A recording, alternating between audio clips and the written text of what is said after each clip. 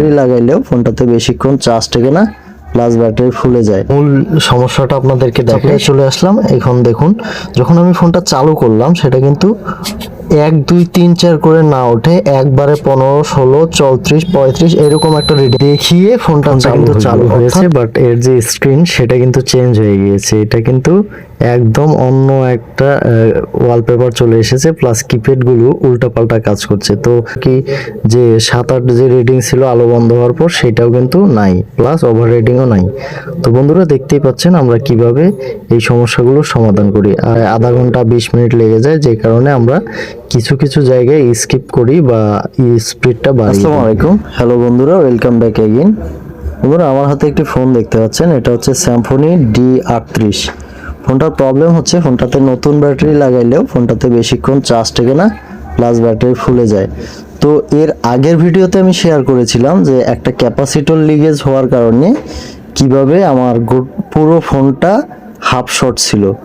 আর এই ফোনটাও এটা হাফ শর্ট না, এটা হচ্ছে ওভার রিডিং। অর্থাৎ পাওয়ার সাপ্লাই যখন লাগাই তখন সেটা হচ্ছে পাওয়ার বাটন চিপার সাথে সাথে হচ্ছে 14-15 করে একটা রিডিংয়ে চলে যায়। প্লাস যখন আমি পাওয়ার বাটনটা ছেড়ে দেই, যখন ডিসপ্লে স্ক্রিনের আলো বন্ধ হয়ে যায়, তখন সেটা অটোমেটিক 7-8 রিডিং দেখায়, যেটা 0 থাকার কথা। তো এইরকম সমস্যায় পড়লে আপনারা কিভাবে সমাধান করবেন আজকের ভিডিওতে আমি সেটাই। তো বন্ধুরা আমরা মূল সমস্যাটা আপনাদেরকে দেখাই, সেটা হচ্ছে এই যে স্ক্রিনে চলে আসলাম, মানে পাওয়ার সাপ্লাই চলে আসলাম। এখন দেখুন, যখন আমি ফোনটা চালু করলাম সেটা কিন্তু 1 2 3 4 করে না ওঠে, একবারে 15 16 34 35 এরকম একটা রিডিং দেখিয়ে ফোনটা চালু হইলো। অর্থাৎ এটা কিন্তু ওভার রিডিং। তারপর আবার স্ক্রিনের আলোটা যখন চলে যায়, স্ক্রিনের আলো চলে গেলে আমরা যারা টেকনিশিয়ান তারা কিন্তু জানি যে স্ক্রিনের আলো চলে গেলে এখানে সিম লাগা না থাকলে কোনো রিডিং দেখাবে না। অথচ দেখুন এটা স্ক্রিনের আলো চলে গিয়েছে, তবু 6 7 এরকম একটা রিডিং দেখাচ্ছে। তার মানে বুঝতেই পারছেন এটার মধ্যে ওভার রিডিং শর্ট আছে।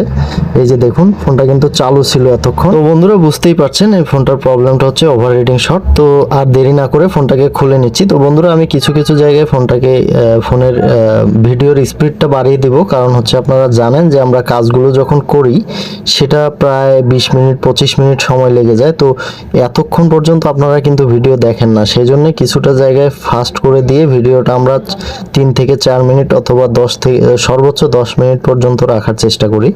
তো 10 মিনিটের মধ্যেই যাতে আপনারা সব কিছু পেয়ে যান সেটাই আমরা চেষ্টা করি। এই জন্য আমরা মাঝে মাঝে ভিডিওর স্পিডটা বাড়িয়ে। দেখতেই পেলেন ফোনটা খোলা শেষ। এবার আমি যে জায়গাগুলোতে আমি কার্বন দেখতে পাচ্ছি বা হালকা পাতলা ধুলো দেখতে পাচ্ছি সেই জায়গাগুলো ভালোভাবে ক্লিন করে দিচ্ছি। তো আপনারা জানেন যে এই প্রবলেমগুলো অনেক সময় ওয়াটার ড্যামেজের কারণেও হইতে পারে অথবা ধূলিকণার কারণেও হইতে পারে। যেহেতু ধূলিকণার কারণেও এরকম প্রবলেম হইতে পারে, এরকম ফোন আমি পেয়েছি অনেক কয়বার। তো সেজন্য আমি ভালোভাবে ক্লিন করে আবারও রিডিংটা চেক করে নিচ্ছি যে কি এখনো একই অবস্থা আছে কিনা।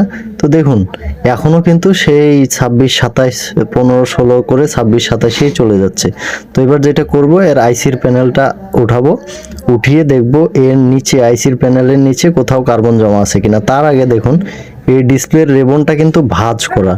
তো আমি যাতে ডিসপ্লেটার কোনো রিস্ক না হয় সেজন্য আমি এর ডিসপ্লেটাও খুলে নিচ্ছি, কারণ যখন আইসির কাজ করব তখন নাড়ানাড়ি করার ক্ষেত্রে অনেক সময় ডিসপ্লের রিবনগুলো ছিঁড়ে যায়। তো এবার আমি আইসির যে প্যানেলটা আছে উপরে আইসি প্রোটেক্টর প্যানেলটা, সেটাকে আমরা তুলে ফেলবো।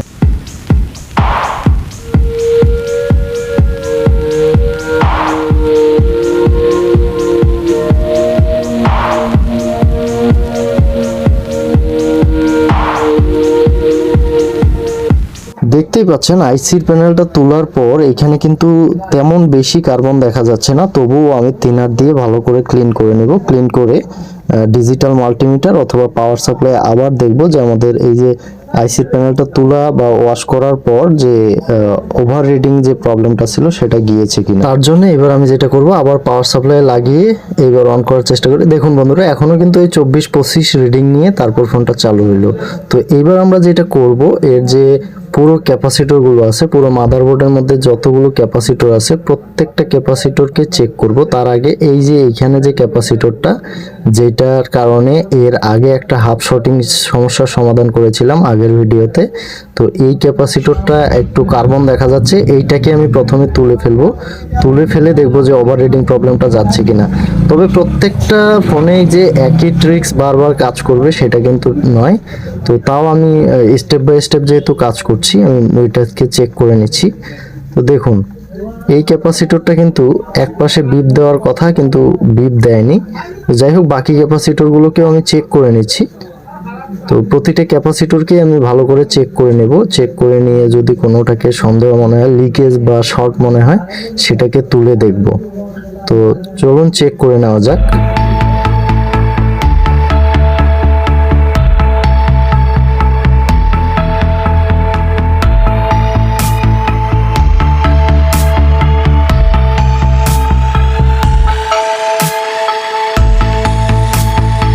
তো সবগুলোকে চেক করার পর এই ক্যাপাসিটরটাকেই আমার সন্দেহ মনে হলো, কারণ এইটার এক পাশে একদম ড্যামেজ দেখা যাচ্ছিল বা লিকেজ দেখা যাচ্ছিল। তো এবার দেখা যাক এই ক্যাপাসিটরটা ওঠার পর।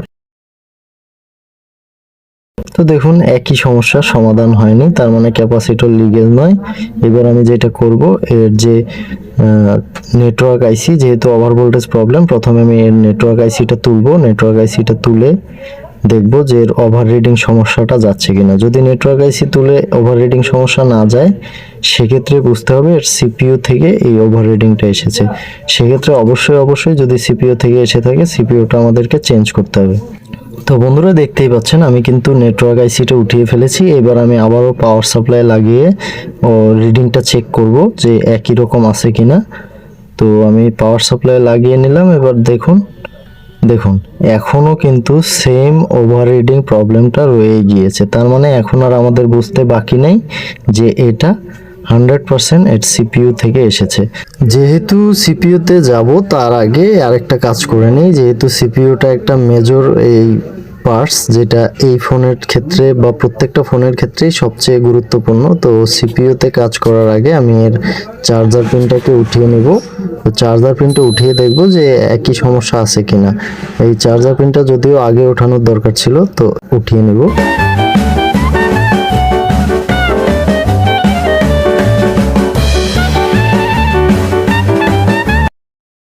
তো দেখুন চার্জার পিন ওঠানোর পরেও কিন্তু একই রকম সমস্যা রয়ে গিয়েছে। যেহেতু একই রকম সমস্যা রয়েছে চার্জার পিন, নেটওয়ার্ক আইসি সবগুলো তোলার পর, তাহলে এখানে আর কোনো রকম কনফিউশনের কিচ্ছুই নাই। এর যে সিপিইউটার প্রবলেম সেটা একদম ফিক্সড। তো যেহেতু এই সিপিইউগুলো নতুন কেনার প্রয়োজন পড়ে না, নতুন কিনতে পাওয়া যায়। তো সেম আমার কাছে বোর্ড রয়েছে, আমি সেইখান থেকে এর যে সিপিইউ এইটা তুলে আমি ওইটাকে লাগিয়ে দিব। তো আমি প্রথমে এইটাকে যে এই বোর্ডে যে সিপিইউটা রয়েছে সেটাকে তুলে ফেলবো। তো অবশ্যই এটা চেঞ্জ করতে হবে, কারণ যেহেতু ওভাররিডিং, তার মানে এই সিপিইউটা কোথাও না কোথাও ড্যামেজ হয়ে গিয়েছে কোনো না কোনো সেকশনে, যে কারণে এই সিপিইউটা থেকে এই ওভাররিডিংটা আসতেছে। তো এই সিপিইউটা কিন্তু রিভলভ করে বা রিহট করে কোনো লাভ হবে না। সেজন্য আমি যেটা করব, এর সিপিইউটা ডাইরেক্টলি চেঞ্জ করে ফেলবো। তো দেখতেই পাচ্ছেন আমি অলরেডি এটাকে তুলে ফেলেছি। এবার কোনো শর্টিং আছে কিনা সেটাও চেক করে নিলাম।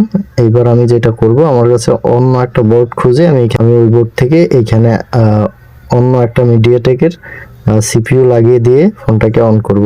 তো বন্ধুরা দেখতেই পাচ্ছেন আমি ভিডিওটা এখানে কিছুটা স্পিড বাড়িয়ে দিয়ে বা ভিডিওটা একটু আটক করে দিয়ে আমি অন্য একটা মাদারবোর্ড নিয়ে নিয়েছি। যদিও এই মাদারবোর্ডটা অনেকদিন ধরে পড়েছিল, বাট মিডিয়াটেকের আইসি লাগানো আছে বিধায় আমি এই মাদারবোর্ডটাকেই নিয়েছি। তো এই মাদারবোর্ডটা থেকে এর আইসিটা তুলে আমি লাগিয়ে দিয়ে দেখব যে আমাদের ওভাররিডিং প্রবলেমটা যাচ্ছে কিনা বা ফোনটা চালু হচ্ছে কিনা। তো আপনারা জানেন যে এই মিডিয়াটেকের আইসিগুলো আপনার যদি হাতের স্ক্রিন ভালো থাকে সেক্ষেত্রে কিন্তু রিভলভ করতে হয় না। তো আমি ওইভাবেই একটু সময় নিয়ে আইসিটাকে ওঠাবো, যাতে করে আমার রিভলভ না করে আইসিটা বসিয়ে চালু করা যায়। তো দেখতেই পেলেন আমি কিন্তু আইসিটা তুলে ফেলেছি, এমনকি প্রতিটা বলই কিন্তু রয়ে গিয়েছে আইসিতে। তো এটা হচ্ছে আসলে হাতের স্কিল। আপনি যতদিন কাজ করতে থাকবেন, কাজ করতে করতে আপনার এই অভিজ্ঞতাটা আপনার মধ্যে চলে আসবে। তো দেখুন এখানে কিন্তু বলগুলো পুরোটাই রয়ে গিয়েছে। আমি ভালো করে ক্লিন করে আপনাদেরকে দেখাই। এই যে দেখুন, এটা কিন্তু রিভলভ করার প্রয়োজন নেই, কারণ এই বলগুলো অনেক ফাঁকা ফাঁকা, আর ভালোভাবে একটু সময় নিয়ে যদি ওঠাই সেক্ষেত্রে কিন্তু বলগুলো থেকে যায়। তো এই ক্ষেত্রেও কিন্তু এইটারও রয়ে গিয়েছে। তো এবার আমি এটাকে লাগিয়ে দিয়ে দেখি যে ফোনটা চালু হচ্ছে কিনা। আশা করছি হবে, কারণ আমি মিডিয়াটেক আইসিগুলো যতগুলো আইসি তুলেছি প্রত্যেকটারই কিন্তু রিভলভ করা ছাড়াই আমার ফোন অন্য ফোনে লাগিয়েও চালু করেছি। আশা করছি আজকেও তার ব্যতিক্রম হবে না। তো দেখতেই পেলেন আমি আইসিটা লাগিয়ে দিয়েছি, এবার শর্টটা চেক করে নিলাম, কোনো রকম শর্ট নাই। তো দেখতেই পাচ্ছেন আলহামদুলিল্লাহ আমাদের ফোনটা চালু হয়ে গেছে। আমি এলসিডিটা লাগিয়ে আপনাদেরকে পুরোপুরি ক্লিয়ারলি দেখাই যে আমাদের যে প্রবলেমটার কারণে আমরা আইসিটা চেঞ্জ করেছি সেই প্রবলেমটার পুরোপুরি সমাধান হয়েছে কিনা। তো বন্ধুরা দেখতেই পাচ্ছেন ফোনটা কিন্তু চালু হয়েছে, বাট এর যে স্ক্রিন সেটা কিন্তু চেঞ্জ হয়ে গিয়েছে। এটা কিন্তু একদম অন্য একটা ওয়ালপেপার চলে এসেছে, প্লাস কিপ্যাডগুলো উল্টাপাল্টা কাজ করছে। তো যারা টেকনিশিয়ান আপনারা, তারা তো নিশ্চয়ই বুঝতেই পারছেন, কারণ এটা আইসিটা অন্য ফোনের, যে কারণেই কিন্তু আমাদের এই কিপ্যাডটা এই প্রবলেম করছে, মানে কিপ্যাডগুলো উল্টাপাল্টা কাজ করছে। তো এইটা তো আমরা যদি এর মধ্যে যে D38 এর যদি ফাইলটা দিয়ে দিই সেক্ষেত্রে কিন্তু এই সমস্যাটা আমাদের সমাধান হয়ে যাবে। তো যাই হোক, এইবার আমি আপনাদেরকে দেখাই যে ওভাররিডিং যে প্রবলেমটা ছিল সেইটা আমাদের রয়ে গিয়েছে না চলে গিয়েছে পুরোপুরি, যেটার জন্য আমরা এই ভিডিওটা করেছিলাম। তো দেখুন আমাদের কিন্তু ওভাররিডিংটা আর নাই। এই যে দেখুন আলোটা বন্ধ হোক, স্ক্রিনের আলো বন্ধ হওয়ার পর যে 7-8 ছিল সেটাও আছে কিনা সেটাও একটু লক্ষ্য করুন। এই যে দেখুন স্ক্রিনের আলো কিন্তু বন্ধ হয়েছে, তবুও কিন্তু আমাদের বাকি যে 7-8 যে রিডিং ছিল আলো বন্ধ হওয়ার পর সেটাও কিন্তু নাই, প্লাস ওভাররিডিংও নাই।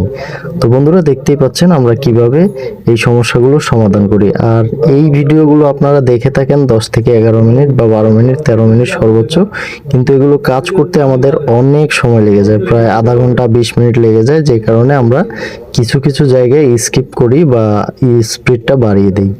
তো যাই হোক, আশা করছি ভিডিওটি আপনাদের ভালো লেগেছে। আর এইরকম ভিডিও দেখতে চাইলে অবশ্যই আমার চ্যানেলটি সাবস্ক্রাইব করবেন, পাশে থাকা বেল আইকনটি অন করে দিবেন। আসসালামু আলাইকুম।